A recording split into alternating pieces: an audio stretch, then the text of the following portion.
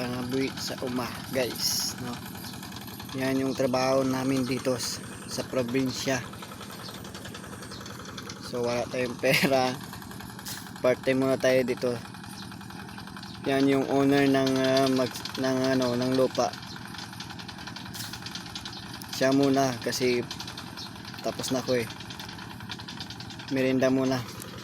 Yan yung merienda namin, guys. Yan yung ulam namin.